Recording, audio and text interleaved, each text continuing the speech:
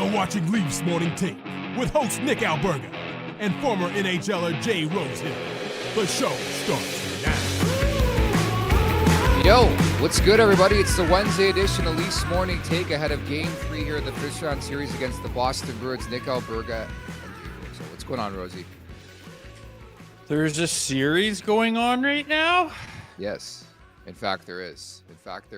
And the Maple Leafs coming off a big victory on Monday. But, yeah, man, it's just a wild time to be alive with social media and just all the thoughts and the pieces online. It's been a chaotic last 72 hours in this market. I know, it's crazy. I've never seen so much Twitter craziness, but Leafs Nation certainly needed that win the other night, and today's a big chance to build on it. I mean, who would have thought after the doom and gloom of game one that they'd have a chance, if they win tonight, that they'd win 2 straight and get up in the series. It's what they need to do. It's what they can do, and it's exciting, man. I fucking love game day. We have a new powerhouse in the hockey world. I don't know if you caught this on social media yesterday, but from the world qualifier of the under-18s IIHF, did you see this? Thailand beat Kuwait 57-0, outshooting them 122-1. I know, like, how is that even a game? And wasn't there a brawl at the end of it, or was that a different one? It was like it was like Kuwait and some other one. There was a huge brawl going on in it too. So you know what? Cool that those countries are getting into hockey, and yeah, it looks like it's obviously lopsided, which you'd expect when countries that have no history of playing ice hockey whatsoever get into it. But it shows that it's heading in the right direction, becoming more of a world interested sport. And even though that's a bit of a lopsided banger, it's nice to see the boys out there on the skates. You could see the caliber out there too. Like, hey, if you play men's league hockey and you're in D1, you're probably first line center on that Kuwait team. So there's possibility, there's opportunity out there.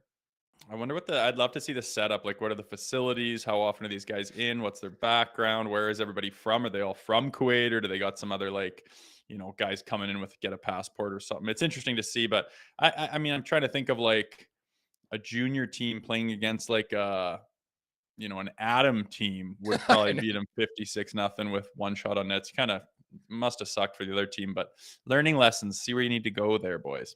The only thing relatable in my life, I played like beer league hockey in college. Every story of mine's about beer league hockey, but in college, we were outmatched and outclassed, man. We just had a team we put together during college, year 1 of year 2 at Fanshawe, and my buddy was the goalie, and this guy's 5'7". Okay, he's like the Hugh Saros of goaltending without being Hugh Saros. And there was one game we lost 19-1.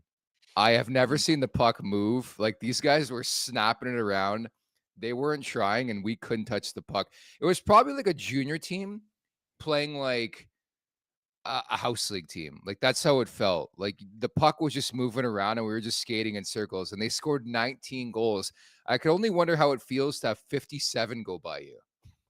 Yeah, I've never even heard of that. That's kind of my gripe right now with like spring hockey and stuff. My kids playing it, and it's like they'll go up to Edmonton. It's like a 2+ hour drive, and they'll go up there and they'll win 17-2, and then they'll go to Calgary the next day and lose 17-2. It's just a joke. So it bothers me when there's that much disparity and in talent level, and when you waste your time essentially. And I can imagine that that Kuwait team was. Who knew Thailand was so hot with hockey, man? Yeah, apparently. I mean, it's if we ever see another rendition of Mighty Ducks, I think they might take over Iceland as the team to beat with Wolf the Dentist Stanton. I don't know, that Jamaican team was pretty strong. I think they've been working on their program. Yeah, I think so too. And I Trinidad and Tobago.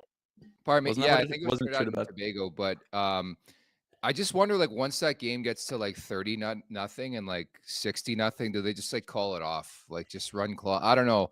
There's got to be some way around that, because there's embarrassment, and then there's losing 57-0 and being outshot 122-1. And I would just add too, if you don't see Jay Rosehill on this show starting tomorrow, you know where he's gone. He's gone to captain a new nation in ice hockey. You'd be a superstar out there, man. If you were just maybe even if you scored 2 goals, if you lose 57-2 and you scored 2 times. That's big. Sounds like anybody would in that, Nick. Sounds like anybody would. Okay, let's move on. The last 72 hours I mentioned have been chaotic and crazy, but imagine a publication after one of Austin Matthews' best games all time as a pro in the NHL and they lead with a cover about Mitch Marner. The invisible Leaf, as you see on your screen right there, shocker, comes from the Toronto Sun. Creative, but like, come on, what are we doing? And Steve Simmons, right? It's his publication, yes. I think he wrote that. It's probably yes. You know what? He's taking a lot of heat, and it's rightfully so. If you're an all-star in this team and this game, I mean, it's kind of expected that you have some kind of production. If you don't, at least be showing that you're doing other things to try to get your game going. And I mean, you go through Twitter and you see highlight after highlight after highlight of him pulling the shoot, that's the kicker. That's why I don't feel bad for him. He's got control of the puck. He could easily drive wide, and he pulls up and then throws a little muffin on the net. Or he's that one where he's curling the net and it's a loose puck and he could absolutely get there first. And then he jumps to the outside to let the guy take it and then kind of like fishes his stick in there. Like, sorry, Mitch, you're not getting any sympathy from anybody if you're playing like that. You don't have to score a million goals. We understand it's tough and guys go through things, and guys would be there to support you if you're doing everything else. Imagine Nathan McKinnon is not putting the puck in the net, not setting up the plays and whatnot. What would he be doing? He would be working his bag off to do absolutely everything else in his power to be effective out there. Mitch is a ghost. And yeah, that hurts to see that in the Sun. And I'm not surprised it comes from Steve Simmons in that publication, but they wouldn't be writing it if it wasn't relatively true. I know they love the scathing reviews and they like to hype things up, but if it was anybody else, and it's kind of deserve it. I mean, I don't like ripping guys, but it's what do you expect, man? You're in this market and you give that kind of an effort. And it's not just the last 2 games, it's the last 8 years. He does not show up in the playoffs, and that's a tough look for him, man. And I don't know, maybe he's going to have enough of it and want to waive his no move contract or no move clause, which I think a lot of people from the sounds of things would be excited to move on from this project. I won't lie.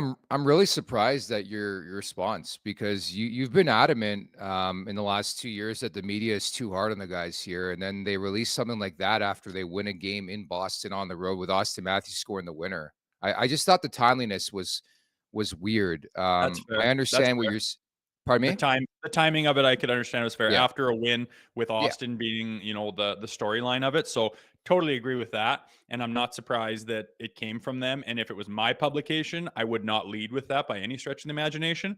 But with his performance is bad enough that I'm not surprised it's happening. I'm not condoning it, but I'm not surprised it's happening because, like, Mitch, you're shooting yourself in the foot here. Like, you got to do other things within your power. Or else this is going to happen. You just know that. So I guess I'm saying I don't condone it, but I'm not surprised it's happening.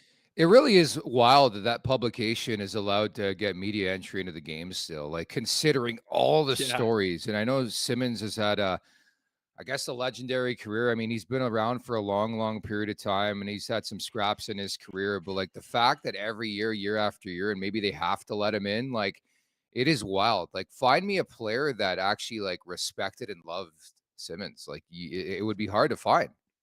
They seem to have in every market. Toronto's no exception. It's probably even harder, but they'd have their guys in Montreal. I remember this Tim Panaccio in Philly, in Philadelphia. Like, Sammy Carchidi, that was my boy, man. They love it. Some guys love it, right? They want to find the negativity, and those probably get the most clicks. And we're talking about, like, if he wrote a review about how great Austin Matthews was, would we be talking about it right now? Would we just flash the Toronto Sun up on the screen? It's what they're all about. They don't give a shit who likes them and who doesn't. They want the clicks, and they're getting them. So I understand it, but yeah, the timing of it after a big win with Austin Matthews stepping up as a big game player right then is it gives you reason to shake your head a little bit. But Mitch has been that bad, and the city is that pissed off at him, and it's not like he's working his butt off to try to get back into it and do anything he can. He's doing the opposite. He's absolutely pulling the shoot left, right, and center, and it's like, it just shows immaturity. I'm like, do you think you're going to get back in the series? Do you think you're going to be effective when, instead of bearing down and strapping a set on and saying, I'm going to do everything I can, you're pulling the shoot left, right, and center? You think that's going to be effective, Mitch? Like, it just shows immaturity to me. And I'm kind of on, I've been critical of him. I just, a nice kid, whatever. It's not personal, but I've said for a long time, like, he just doesn't have the grit. He doesn't have the playoff mentality to be effective in the playoffs, which is why I'm not a fan of him or his contract. You look at Nathan McKinnon, like there's a guy who's going to go balls out for you and do everything he can to get the job done. And Mitch is not willing to literally do anything but, go to the little soft spots and try to make little sauce passes. Like, sorry, bud, like how many times do you need to learn your lesson that doesn't work in the playoffs? And it's more of the same so far this year. That being said, if he wants to get pissed off, be a man and go out there and change his game and his mentality, you can go and have a huge game tonight and change everyone's opinion. Fingers crossed he does. That's the good thing, is that there's still opportunity for Mitch Marner to right this wrong. Again, starting the Stanley Cup playoffs, very, very cold, specifically in game 2. I just thought he was an afterthought, which again is tough when a guy's making $10.93 million per season. Buckle up for the daily the daily Faceoff playoff parlay challenge. Each game day, answer 4 questions, pick the winning team, guess if points will be over or under, predict the first goal, and choose the highest scoring period. Gift cards will be up for grabs for daily winners, and each round champion will pocket some hard-earned cash. Play today at games.dailyfaceoff.com. The playoffs are here, and we are ready to bleed blue, as you see my shirt right here, nationgear.ca. Nation Gear is ready to gear you up for Toronto's hopefully long playoff run. Rep your favorite team as they battle for the cup. Shop the exclusive Bleed Blue playoff tee and more at nationgear.ca. That's nationgear.ca. Shout out to our guy Ferris yesterday for taking home the Bleed Blue t-shirt. And it continues today, Rosie. We're giving out another one. You ready for this? I like it. Hit me. First person to email me at leafsmorningtake22@gmail.com and tell me who last wore the number 38.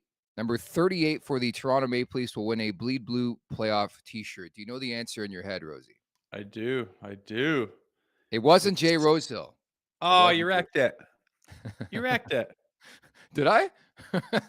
Well, I thought people There's would only one probably guy in guess my mind that wore 38 for the Toronto Maple Leafs. That was Jay Rosehill. So, again, the last Leaf to wear number 38, leafsmorningtake22@gmail.com. If you're the first to respond and tell me who that is, you'll win a Bleed Blue playoff t-shirt, and maybe it arrives in time for Saturday night's Game 4 at home at Scotiabank Arena against the Boston Bruins. Don't forget the Leafs Nation After Dark tonight with Zach Phillips featuring Carter Hutton, who's going to guest on that show tonight. And it's been on fire, man. Game 1 is on fire with you. I was on the other night. The views are great. And it's really acted as a really good forum to decompress and break down everything that's transpired an hour before. It's kind of cool to have that option to just talk right after the game ends, I know. I like it. Like on, say there's a Friday night game, which, I know it's usually Saturday, but they'll have a Friday night game and we don't get to talk about it or express anything or break anything down until Monday morning, which is kind of too far down the line. So that After Dark show is fantastic. I've jumped on it 2 or 3 times now. I know you have 2, and we're usually going to have, a guest spot from someone from this show to support that and vice versa. So I think it's a great addition to be able to break it down post game, vent your feelings, kind of celebrate and gloat, whatever the situation is. And it's a nice addition to the crew. It is. Coming up on the show, too, in about 20 minutes or so, Matt Larkin, the managing editor and senior writer for Daily Faceoff, who's on the Leafs beat for this series, will stop by, and we'll check in ahead of Game 3 here. A lot of news and notes to get to. At the Leafs Nation 401 on YouTube, at the Leafs Nation 401 on YouTube. Once again, hit that subscribe button, hit that like button. Leafs Morning Take, wherever you find your podcast. Make sure to leave us a 5-star review. Visit theleafsnation.com for the very latest on all things Toronto Maple Leafs. This opening segment is brought to you by Greta Bar YYZ. The big day is almost here this Friday, April 26th. So just 2 days away, the grand opening, 590 King Street West. Greta Bar YYZ will act as your go-to spot for all the hockey playoffs and baseball coverage you can handle. Whether you're pre-gaming, looking to watch the big game, post-gaming, or just looking to dust your friends off at some arcade games, Greta Bar YYZ will have you covered with delicious eats and thirst-quenching drinks. Go big. Go to Greta Bar YYZ.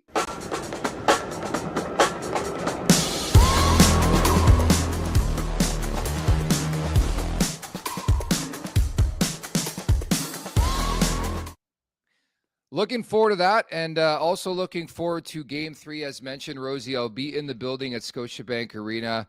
They got passion towels, so people are going to be waving those. I just want to see a loud barn first and foremost tonight. Bring the heat. I forgot you're going tonight. That's exciting. I'd be pumped if I was you. First game of the playoffs in T-Dot to be part of it. Playoffs, buddy, the playoffs. It'll be big. It'll be loud. It'll be exciting. So that what are they? White towels are gonna twirly? Yeah, passion That'll towels. look sick. I like it.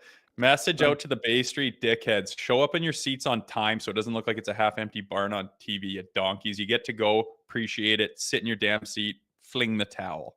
Message Fling the sent. towel. That's a new campaign we should start. By the way, again, plenty of news from the morning skate. Willie Nylander took some twirls. Sheldon Keefe says there's a chance Nylander plays tonight. Matthews is in. The big topic today before we came on air, Austin Matthews not in the ice for the morning skate. He just took the option. So I saw your tweet, man. Is he hurt? He's not in? He's hurt. Oh, Nick Robertson's on the first line. Wow, this is such a huge loss. What happened? We got to dissect it. Jesus, people. It's pregame skate, baby. You can take the option in the playoffs. They're not going too hard right now. They're conserving energy. It's a time of year you can do whatever the hell you want. You can show up, you can not, you can skate, you don't have to. Do whatever you need to do to feel good. And Austin Matthews wanted to take the time off, ride the bike, get a little stretch, little hot tub, cold tub. Relax, baby. He's going to play. Yeah, if there's one guy who could take the option, it's Austin Matthews. Like that game, he was unbelievable the other night. I don't know if you read it the same way. I don't know if there's one guy who couldn't take the option. This guy. I was always out there. You were there. You were the first guy there. You were there at 8 a.m. I was shooting on the backup goalie more often than not. Yeah, no, he was I mean, he what did he lead the team in hits next to was it McCabe or Benoit or something like that, or Nysy or something like that? Like, come on, man, you're 70 goal scorer, 69 goal scorer, leading the charge in hits. He gets in there. Like, why doesn't he sit Mitch down and be like, Mitch, you can't play like a pussy in the playoffs. You got to get in there. You're not made of porcelain. You can get in there and you can bump. It's not going to kill you. Like he's had big playoff runs in the Ontario Hockey League. It's not like that is no hit hockey. I just don't understand why he's so timid right now. Hopefully he finds his groove. But when Austin's out there leading the team in hits, banging, crashing, and the puck wasn't going in for him the first couple of games, you could see that there's times where he would have buried that throughout the season like 10 times over easy, and just wasn't happening. It's a little bit bigger of a stage, a little more pressure. You grip your stick maybe a tiny bit, even a guy like him, but he persists, finds ways to do other things that are helpful and beneficial to the team, and then lo and behold gets his break and absolutely buries a beauty, which is the game winner. And the Leafs held on to that too, which is huge for me, to actually hold on to that lead and close the door. And Boston's just going to be absolutely pummeling you with chances, and the ice is going to be tilted, and they turned it all aside, penalty kill included. So lots of good positive signs after game 2. I mean, I was on cloud 9. Do you like this mind game stuff? Like even the morning skate, it's so difficult to prognosticate who's actually playing. Like Nylander took reps with Holmberg and Yarncroke. Robertson was placeholding for Matthews with Domi and Bertuzzi. Gregor was with Kemp and Dewar. But then after, like Nylander stayed longer after the practice. There's just so much speculation. Do you think we read too much into it? You think Sheldon Keefe's even worrying about this type of stuff, the mind games? Well, prognostication can be difficult at this point in the season, Nicholas. Yeah. But I don't think they're not. I don't think that's a joke. I don't think they're mind Fuck games. you, Rosie. It's a nice word, okay? Fuck don't you. Swear. Don't swear, dude. Sorry, I've gotten in trouble for swearing recently. You don't need to say that there. Emails all the time. People hate the swearing. Don't need to happen. I don't. Sorry. Swear jar. We need one. I don't think they're mind games. I just think like you place fill a guy if Willie doesn't even know if he is going or not, why take his spot somewhere? Like, just, it doesn't matter, man. It's a pregame skate. You're just looping and shooting. You're just getting your legs going. You're just getting a little sweat going. It does not matter. And they're not mind games. Everyone thinks everything's a mind game. Like, what game are we talking about? You think Jim Montgomery's over there going, man, I just can't take it anymore. That flow, that 3-man weave drill, I couldn't figure out who was playing together, and I have no idea how to coach now. Like, shut up. Wake up. There's no mind games. There's nothing about that. It doesn't matter who's on the little loop and shoot drill for pregame skate. If they don't know who's playing, it's going to be a game time decision. He's going to go. You got to do your treatment. You got to have your meal. You got to have your nap. You got to wake up and you got to see how you feel. And your couple 2.5 hours before the game, you're going to get there and say, no, like I'm no better. I don't feel like I'll be a benefit to the team. I can't play again. Or no, I think I've come around. I'm good enough to play. I want to be in. I'm ready. Or whatever the case is. like, it's not mind games. They're not going, well, Willie, let's just not tell anyone right now, and we'll just pretend like you're not, maybe to throw the other team off. Like, what are we talking about, guys? I don't know where that mind game thing comes from, where everyone thinks everything is a mind game. Yeah, I think it's just like this market and spiraling everything out of control. Like, if you do recall, like, stuff was a lot different last week as we got set for the Stanley Cup playoffs, and the Nylander story was blown out of proportion. And now, like, the whole Marner thing, it's just like a byproduct of the market. But I think you're right. Like, you're going to get the normal questions this time of year. And I think people, whether you give me one thing or you give me a big elaborate answer, people are going to try to spin it the way they want to spin it. Right. And that's why I think you see Sheldon Keefe build a bit of a cocoon and not say anything sometimes. For sure. I mean, I get why they don't, give anything, because it's not always written in stone. They don't always have the answer. So why would they lead towards one side? And then if it doesn't happen, everyone's going to go, well, what changed? What happened? Like, just don't need any more of that. He's got enough on his plate. He doesn't need extra BS from the media. He's going to just say, I don't have anything for you. And when we do know, you'll see and you'll know. So just like, that's it. I don't need any more on my plate. He doesn't need to lead to one side or like show his hand over here, and then it doesn't actually turn out that way. Why would he even invite that into his life? There's enough scrutiny from the media. He's just not going to give him anything, because every media is going to turn it into something. They're all like, we just explained at the beginning of the show, they love the clickbait. They love getting the headlines out there. And why would Keefe put himself in a position for the media to attack him and say, well, you screwed up and you said and you changed? Like, get out of here, man. He's not interested. He's got bigger things to fry on his plate, obviously. So I got a good scoop on the whole Nylander thing. Do we share that on today's show? Only if you share your sources. Hearing it's again, I want to be careful, just more so because, like, I think it could become a bigger story than it needs to be, but pretty much confirming it's an upper body injury. It's I don't even know how to phrase more it. Than that. Why don't you just confirm for what it's confirming? Like, just confirm it. It's an upper body injury. It's not a chest injury. It's not a leg injury. Is it a shoulder? It's not a shoulder injury. It's an upper body issue. That's what we're hearing on Willie Nylander. Can confirm legit source on this situation. He's battling his way back, because I know there's been a lot of speculation out there, right? Like, man, I had somebody text me yesterday. He had an emergency appendectomy. Like, only in this market, it's like people are just hearing from a friend of a friend of a friend of a friend from Willie Nylander. It's just crazy, the stories that have come out the last little while. Oh, I've heard stuff like, obviously battling with Keefe and disciplinary issues and missing a meeting, and then he has anxiety, and like, holy moly, like, why perpetuate something that you don't have any idea, obviously, if it's true or not? Just let it be unless you have real information. And it sounds like, you've gotten some pretty solid information. Upper body injury, I've heard things about. It's not a back injury. People in the chat are speculating it's a back. It's not a back injury. Yeah, well, he's taking one-timers out there. It's not a back injury, obviously. I think it's his head. I think it's his I think you're right. What? Like, head concussion, that type of thing, vision, migraine, issues like that. I could see it's something that can come out of nowhere, that can debilitate you, that you don't want to make worse, that you need to have the symptoms go away first. Something like that would make total sense. And it seems like you're leaning towards confirming that.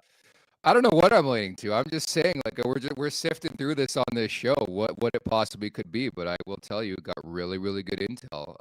It's going to become a bigger story than it needs to in this market. But the positive news is that he's getting closer, right? He's skating. Like, if you do recall, like, Friday he was off the ice. So, like, I think he's building towards a return.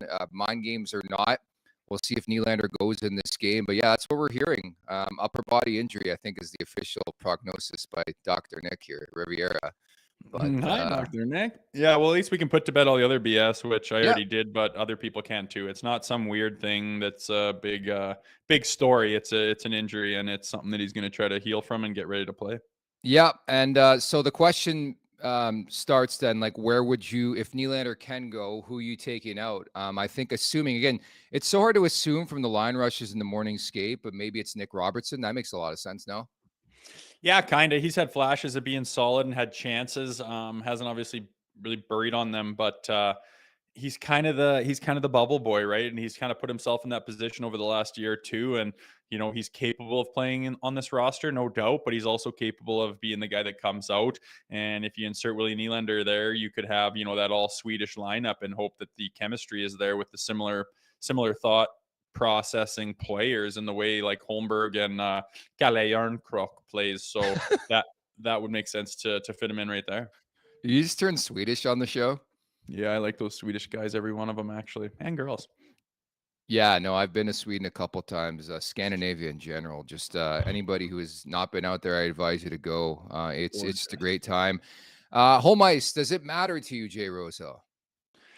Yeah, it matters. It's not the end all be all. People think like you're just going to win the game based on having the last change. It's not, but it's a little, card up your sleeve that you can, it's an advantage. It's a slight advantage. I can put, what line I want out against the line that I see. You can't do that when you're on the road. So it's an advantage. Is it a huge deal? No. And my only worry is that it allows Sheldon Keefe to kind of big brain the operation and overthink things and try to like mastermind it, where I'm sorry, but it's not that big of an issue. Have it in your mind already, talk with your staff over who you think the best matchups are, then evaluate what's happening throughout the game and adjust accordingly. But at the end of the day, just, you pop out the best line suited for the line that you see coming out for Boston. Pretty simple, not the end all be all, but it's certainly an advantage.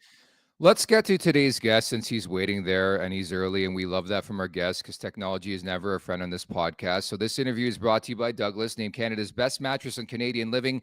Douglas is loved by more than 200,000 Canadians, and they're backed by over 10,000 5-star reviews. It's going to be 10,001 when I put my official review. My Douglas mattress is just incredible, Rosie. I'm loving my sleeps. I almost didn't make the show today. So every mattress order comes with a free comfort sleep bundle, 2 memory foam pillows with pillow protectors, 1 luxurious cotton sheet set, and 1 mattress protector. Order today at douglas.ca/LMT. That is douglas.ca/LMT. Today's guest, again, as mentioned, managing editor and senior writer for Daily Faceoff, covering the Leafs beat for this series against the Boston Bruins. It's Matt Larkin. What's going on, Larks? Fellas, I'm just riding that roller coaster that is William Nylander. I'm wondering, maybe he needed a Douglas mattress. I'm going to tie it in for you. Did he wake up because he didn't have the right mattress? Is it the neck? I know you guys are talking maybe head, but I'm wondering if it's neck, stiff neck. I have had a bad neck before on the road. It might have had something to do with playing Guitar Hero on a long road trip. I missed a game because of Guitar Hero. Serious? But I did. Not in the show in the American League. but I said it was a bad pillow and everyone bought it. So obviously that's possible.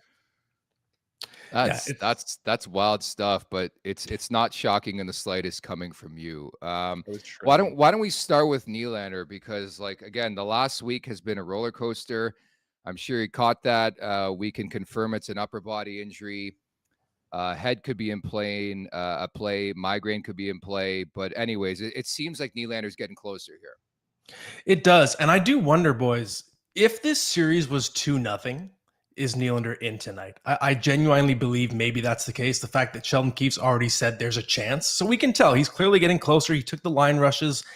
And I'm wondering if that win in game 2 actually bought Nylander another game to recover, because obviously, depending on what the injury is, it's something that's clearly touchy. If it's a stiff neck that can spasm, if it's something related to concussion or vertigo, whatever it is, it's something that maybe you could trigger if you come back too soon.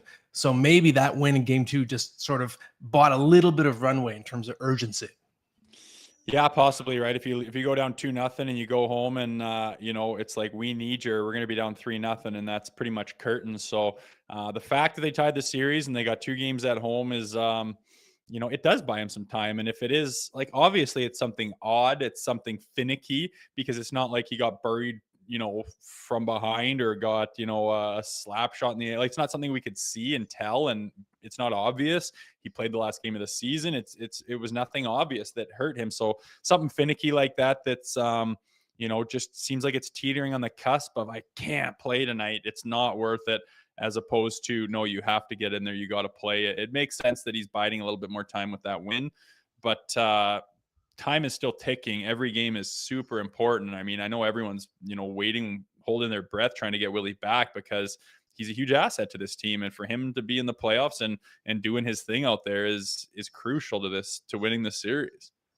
It really is, Rosie. And I think with Willie as well, I think he's the type of player that this type of injury, you have to wait it out longer. If he's a crash and bang fourth line forward, he maybe can play a little stiff. But Willie's game is that puck handling ability and his ability to skate the puck out of trouble. You need to be fluid, I think, with your body to be able to play at the level that they need from him.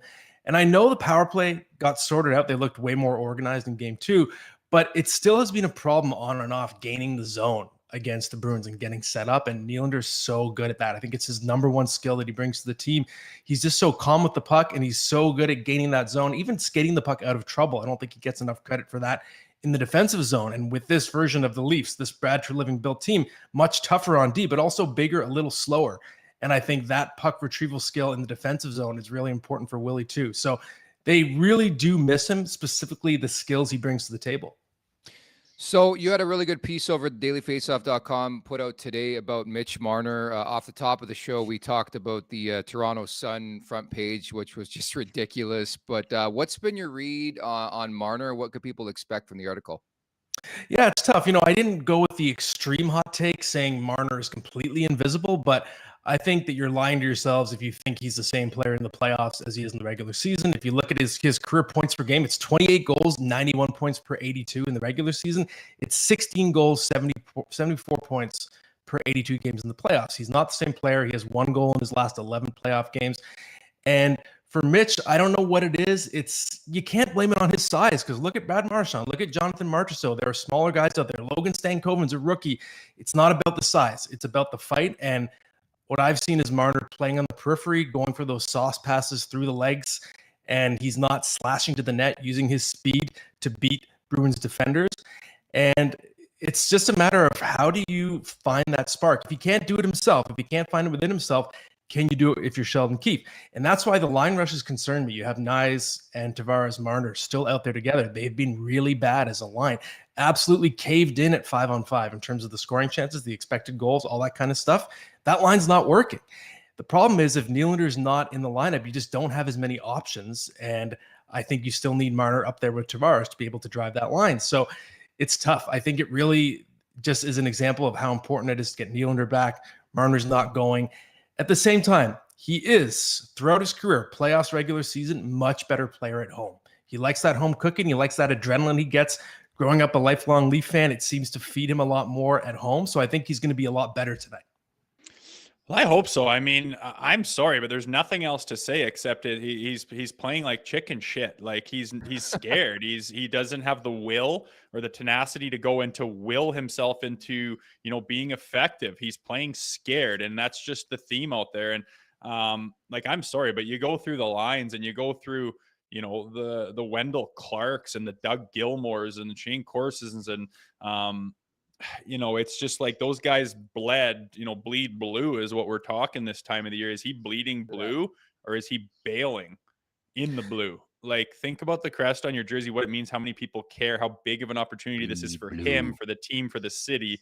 And he's pulling shoot. There's so many clips of him. There's no other way to explain it. It's not like he's getting bad breaks. It's not like he's getting bad bounces. It's not like there's no puck luck. He's absolutely pulling the shoot at opportunities where he should put the hammer down and take it to, spots that might be uncomfortable. But how detrimental do you think this performance, if it doesn't improve, is to his future in Toronto?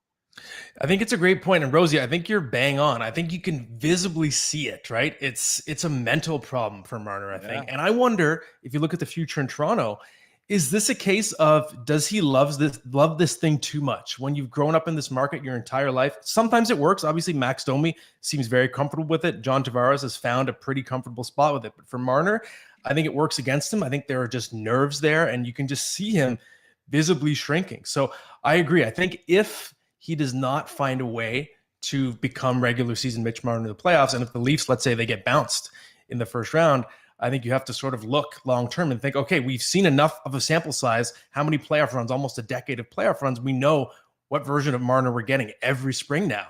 And if it's not the version you need, then maybe you have to explore making a change in the future. I don't think it's too late, though, to turn this around. There's no doubting his talent.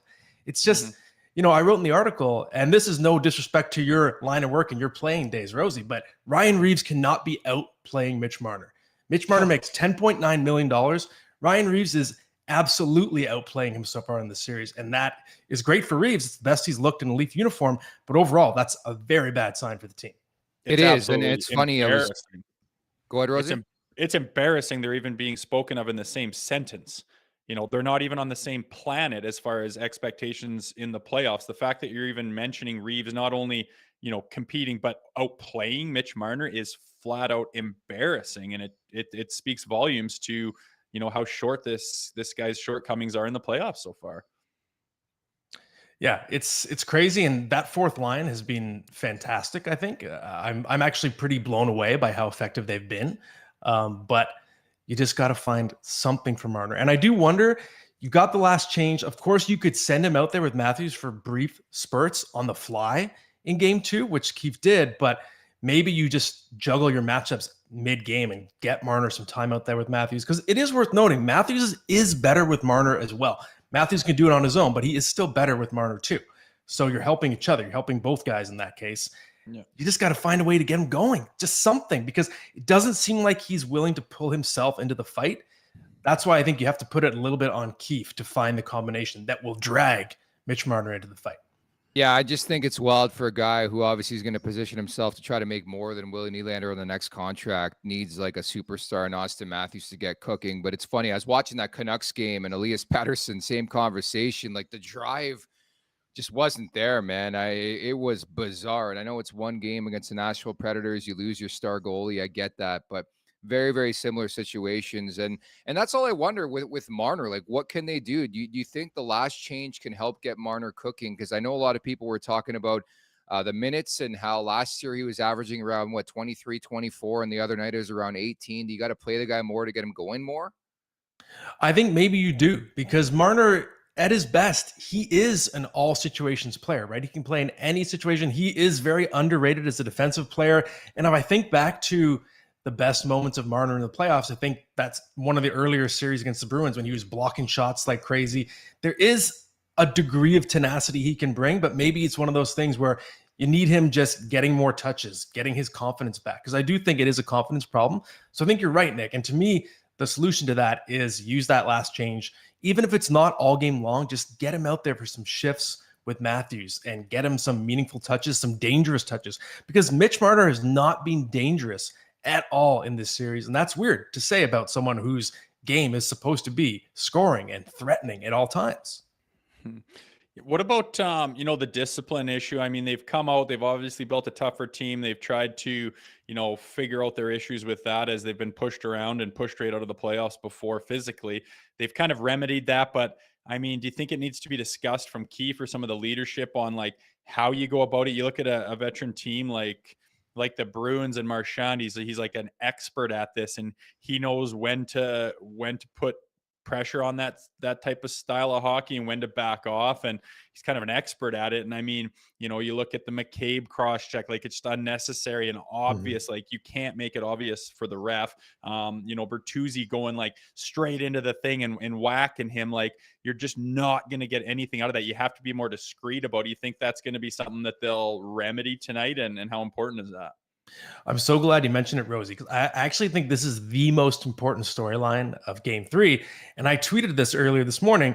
Typically, you go into a building as the road team and it's okay, survive the first 5 minutes. I think the Leafs have to survive themselves for the first 5 minutes tonight, because they're going to be fired up. The crowd is going to be fired up. It's not that regular season ghost crowd.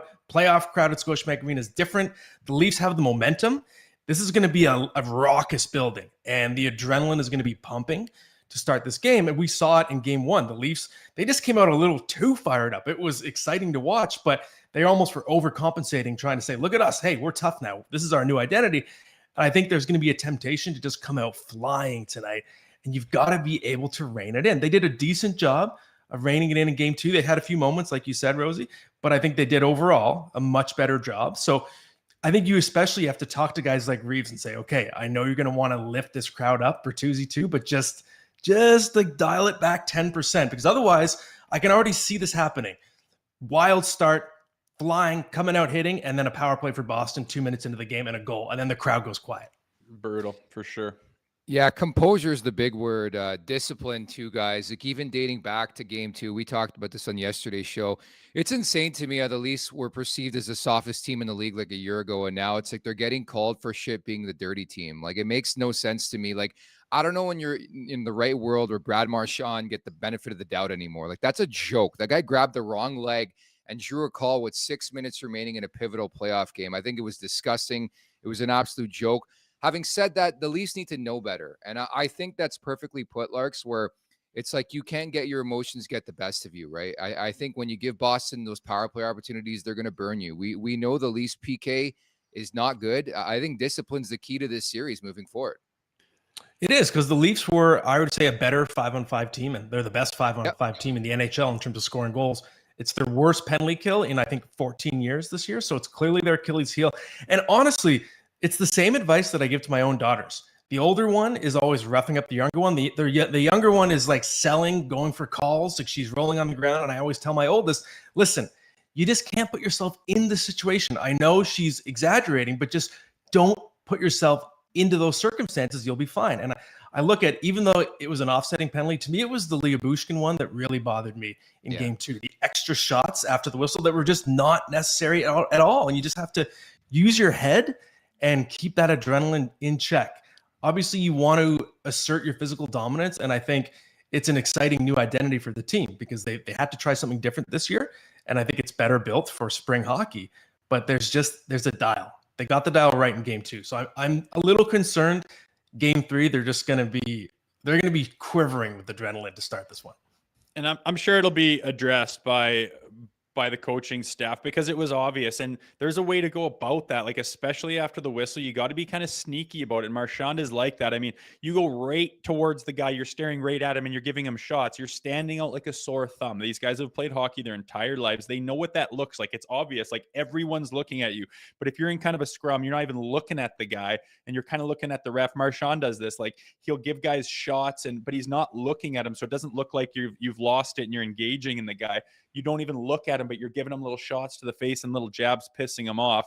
It's just little things like that. It's little skills that, it keeps you under the radar. It doesn't go across the line. But when you rock the boat so much that you're the guy that's just dumping out of the boat, it's obvious that you just give the ref an obvious reason to throw his hand up and be like, you just clearly, and Lyubushkin did it. Bertuzzi did it. McCabe did it. I mean, just dial it back. You can run and gun and hammer guys and fly in there in the scrums and grab the guy by the scruff of the neck. All good. You'll get away with that all day in the playoffs. You just can't do that extra obvious stuff where everything's settled down. You're the only guy going above and beyond. You're going to pray to the penalty box. It's going to kill you. So I agree. They got to tone that down a little bit. Be a little smarter about it. Be a little sneakier about it. Still play physical. Don't back off. That needs to be part of your game. But I think they're just a little bit green in it so far, and they need to do some maturing in that way, and hopefully they do it fast. It's true. And with Marchand, is it weird, boys, that I actually admire it? I'm impressed by his ability to do this because this is the most suspended player in NHL history, and he manages to fly under the radar. Like crazy. That is a veteran, man. And I was looking at some stats before the series. He was out of, I think it was like 592 forwards. He was third in the league in penalties drawn per 60 minutes. He's just amazing at it. The fact he can grab the wrong leg and still sell it. And also look at the infractions the Leafs have gotten in the series and how many of them have to do with Marchand already, right? It was, Domi and him off the start. It wasn't a penalty off the start of game 1, but it was the Bertuzzi slash. He's always at the center of it. And it's his goal. Like he's just in their head. He's the one guy left from the 2011 team. He's the one guy that's been there for every one of those defeats over the Leafs. And I think that he knows he's in their head. And I think that's one of his most important jobs in the series. And so far, he is executing it pretty well. So you have to watch him at all times and just not get drawn in. It's just so amazing how good he is at doing it, though. Again, it's just baffling to me how the guy who shouldn't get the benefit of the doubt still does, and he draws a penalty, and I know he's the captain, but I'm curious to see how the officiating goes the rest of the series here. Larks, great stuff. Enjoy the game. I'll be there as well, and looking forward to breaking this down later on in the playoffs. Should be exciting tonight, guys. Thanks. Thanks, Larks. Matt Larkin from Daily Faceoff. Make sure to go check out the article on Mitch Marner up now at dailyfaceoff.com. And yeah, that's my marquee player to look at. Like as I maybe build out a parlay over at Bet365, it's never ordinary. Mitch Marner, he's been very ordinary. That's been the problem. I know. I wonder what his numbers are and what the value is. I can't imagine a guy like him with his pedigree and his numbers, they'll sink him too low. So I'm not willing to bet on him right now. He's got to show me something first that he's willing to get into it. But what else do you got out there for value bets that you got on your mind? Yeah, so we're going to get to those, our Bet365 bets in the last call. I should mention, too, I just put out the tweet. I don't know if you saw it. We have gone live with it, Rosie, live. As I mentioned on Leafs Morning Take a few moments ago, it is believed that William Nylander is dealing with a head injury. So we can put that to bed. Confirmed upper body injury, head injury. But it makes a lot of sense, right? Again, not to confirm already what we've confirmed, but I think you're so right. If it's a back problem, he's not taking one tees. By process of elimination, it makes a lot of sense. Yeah, I know it. It was odd seeing him out there, and the question is, where did this come from? And is it just migraine related? Is it, is he seeing blotches in his vision? Does the light hurt his, like, what happened? I don't totally understand. I mean, maybe we could go through game 82 with a fine tooth comb and see somewhere where he got knocked around, but it doesn't take a lot. I mean, those bloody head things are very finicky. You could bury a guy and make him do a backflip into the wall and he gets up and skates, and then you could just, like, two guys kind of collide and he kind of jerks his neck around and he's got a concussion. It doesn't follow traditional lines as far as, like, this is what happens to separate your shoulder, this is what happens to tear your knee. The head's a funny thing, the brain's a funny thing. So I don't know what the heck's going on with him or what his symptoms are. Obviously it's something major enough to keep him out of 2 playoff games, possibly 3 or more.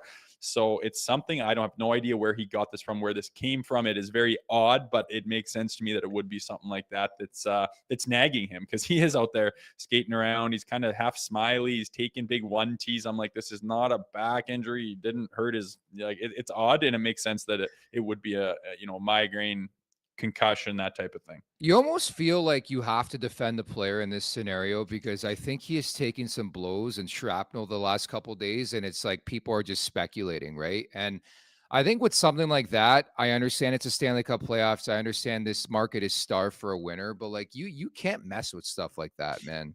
Like, if you have a head problem or something to that effect. I know people want to win, and they want to win right now, and they want Nylander in the lineup, but I think it's important to stress the fact that Nylander hadn't missed a game in 6 years, and for something to force him to miss a game, I think it had to be something like legit like this. Like, I circle this as legit, where it's like, you make a bad decision, you were in trouble. I don't know if you agree with that. Yeah, that guy's, he's got confidence. He likes playing. He doesn't shy away. He has not missed a game in like 8 years. He plays 82 every single season. He does not pull the chute. You think in that amount of time he hasn't had a nagging injury or something bothering him? I promise you he has, but he plays through it. So it's not about being soft. It's not about pulling the chute. It's not about, shying away from the situation. He has proven, and then some, that he's willing to play, and he wants to play rather than sit out. He's not a guy who takes the option. We gave Matt Murray, problems with that last year, as it seemed like every little nagging thing he takes himself out of the lineup. That's not a William Nylander thing to do. And obviously that's a huge decision.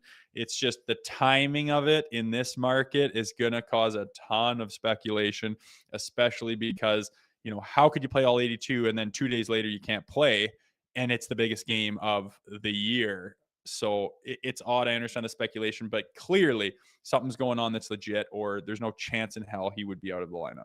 I like JS writes in the chat, eyebrows undefeated. You were bang on that front. But looking forward to game 3 tonight, man. The Leafs, a lot of optimism after that game, man. Matthews is a monster. I think they got some strong efforts on the back end. Just continue to play that way. And I thought the great thing about that game was, like, Boston looked like lethargic and, like, defeated. Like, it was very un-Boston-like, where the Leafs sort of took it to them in the second half of the game. And I thought they showed a lot of resiliency too, man. Like, I don't know if that was your read. The fact that there were a couple moments in that game, the way Boston scores the 2 goals and the Leafs come back with the power play goal, the big PK, lots to build off. And I just want that barn rocking tonight, Rosie. Oh, big time. I think it will be. But yeah, I know. I think patience is something that Boston is known for. They tend to be poised and wait for their opportunity. But I mean, if you don't give them that opportunity, and if you don't let them back in the game, that's going to come off as being a little bit dejected or maybe not having it. And I mean, that's the perfect spot to put the Boston Bruins and get up on them and don't let up. Don't give them their opportunity. Let them wait all night until the clock runs out. And I think they did a good job of that. It's not really a characteristic that the Leafs is known for, is holding on to a lead and shutting the door and putting up that wall and everyone coming together and pushing stuff to the outside, not letting anyone penetrate, have everyone get their man, get their spot, be in their lane, be in your position. And they did it pretty damn well. And it came down to, a couple PKs as well, which we talked about has not been their strong suit lately. They have a terrible PK at times, especially down the stretch of the regular season. So to kill that penalty, to shut the door, to hold on to that 1-goal lead to a team like Boston down the last chance of that third period spoke volumes. I think it's a confidence builder for them, and maybe time where Boston, you do that a couple more times, they're going to start getting frustrated and start to force the issue. And I mean, that's where you really have a team, where you want them. So lots to build on, but it means nothing if you don't do it again tonight. This is the pinnacle game. I mean, you could let them up again and be behind the 8 ball, or you could take control of the series by winning the first one, still having, the next game at home. More of the same. It's got to be sharp. It's got to be strong. They've got to be smart.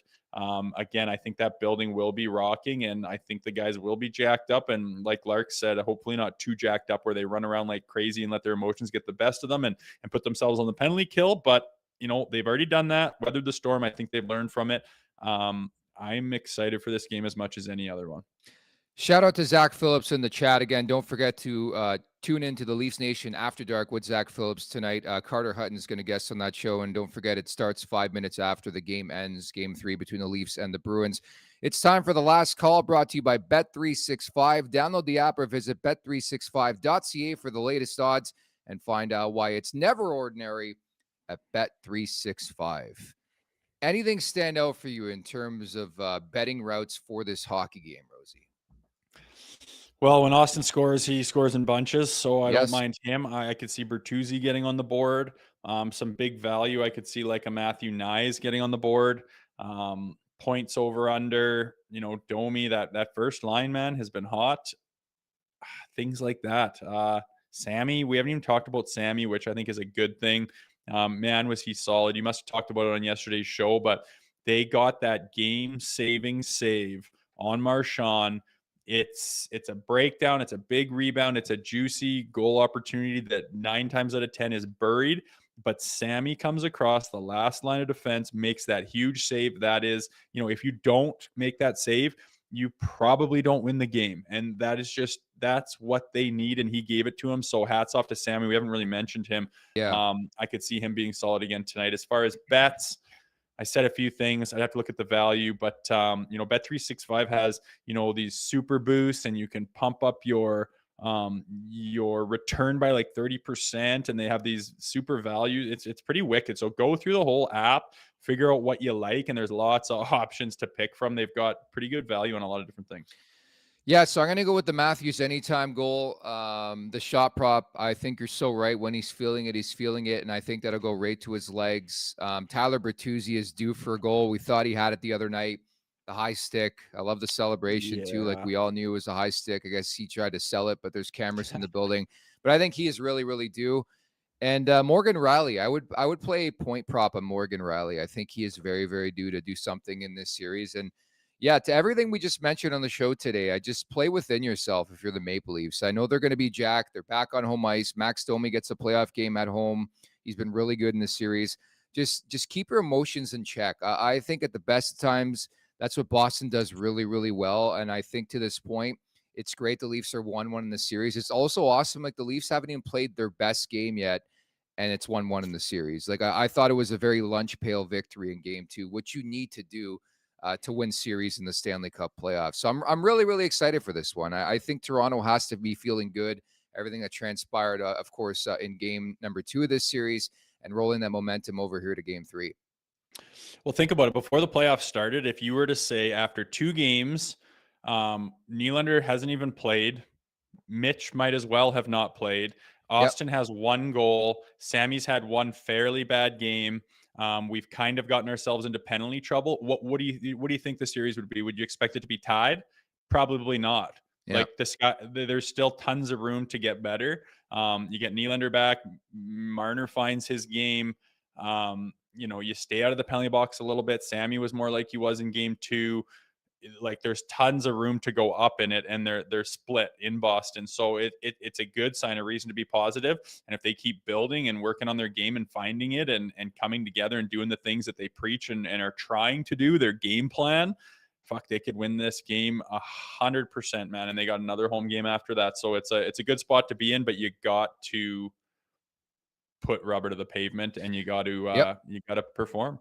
Yep, looking forward to this one. Again, make sure to join us tomorrow at 11 a.m. Eastern time. We'll recap this one and also look ahead to the 2-day break leading up to Game 4 of this series at Scotiabank Arena on Saturday night. Thank you to Matt Larkin for dropping in. Everybody in the chat, you guys are great at the Leafs Nation 401. Hit that subscribe button. Hit that like button. Leafs Morning Take, wherever you find your podcast. Leave us a 5-star review. The LeafsNation.com. The boys over there doing an outstanding job. So make sure to check out the latest on what's transpiring, what's going on here ahead of Game 3 of this big-time series with the Boston Bruins. Thank you to producer Vic as well. Enjoy the game. We'll be back tomorrow, everybody. Take care. Have fun now. Make sure to check out more of our content right here on the Leafs Nation YouTube page. We got long-form interviews. We got clips. We got epic rants by Jay Rosehill. We simply have it all. And don't forget, you can find out much more at theleafsnation.com. Thanks so much for watching.